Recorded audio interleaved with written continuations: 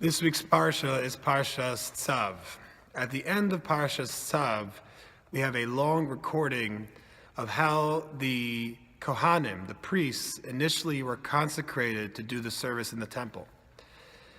It's an interesting set of events because in the beginning it starts off with a lot of pomp. It's very ceremonious. All the Jewish people gather together. There's a very intricate procedure involved. And as everybody's watching, all these different things are done to Aaron and his sons, who were to be the priests. In the middle it says that, this is chapter 8, verse 5, it says, Moshe said to the entire congregation, and this is somewhat into the process, it says, this is the thing that Hashem commanded, in the middle of nowhere. And the next verse discusses how Moshe washed the hands and the feet of the Kohanim before they initially entered the tabernacle area, because that's part of the process that they have to wash their hands and feet. So the question is very simple. Why does it say Zeh HaDavar? This is the thing that Hashem commanded. Well, everything here is something that Hashem commanded. And the Or HaChaim has a phenomenal two-stepped answer. He says that Moshe did this because he wanted the Jewish people to understand that even though all this honor was being given to his brother, Aaron was Moshe's brother, and I'm sure you can imagine that those who like to talk would of course said that, well, obviously Moshe is a leader of the Jewish people, so who does he give the honor of being the high priest? Oh, it just so happens to be his brother?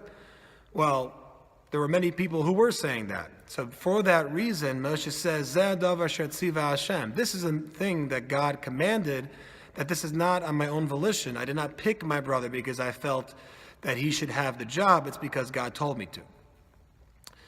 Well, then the question is that, well, how does that solve anything? So thank you for telling me that it's not because of your bias that you appointed your brother as the high priest.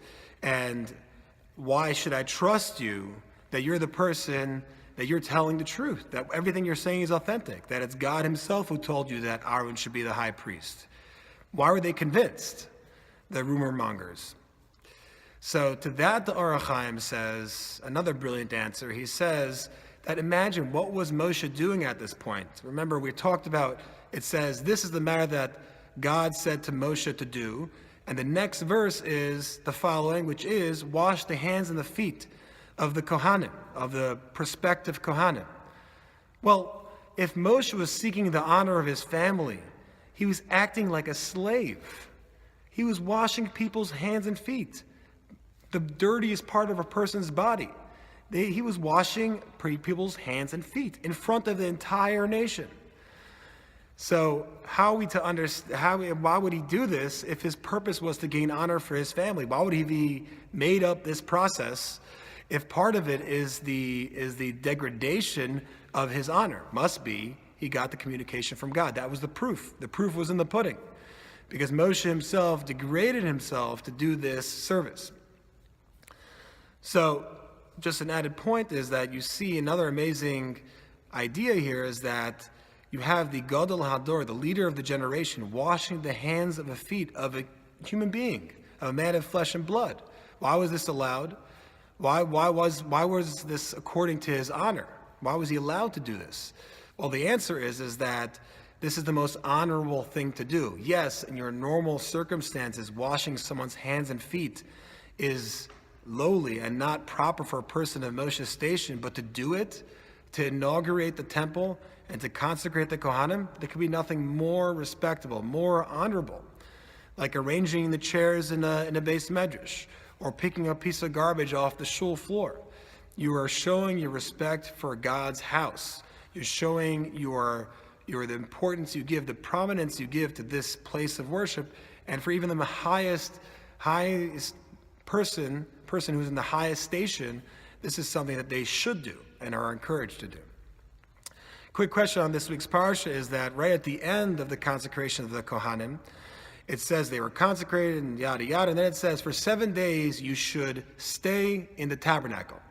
For 7 days, Aaron and his sons stayed in the tabernacle during the 7 days of the inauguration of the tabernacle.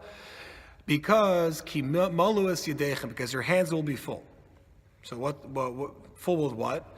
So the Onkelos says that it's referring to the sacrifices. So the question is like this. I'm sure they gave lots of sacrifices, but couldn't they just go out for lunch, maybe a little breakfast or something, take a stroll in the park? Why do they have to stay Why do they have to stay the entire 7 days straight through? That was the commandment. Why couldn't they just leave for a little bit and then come back?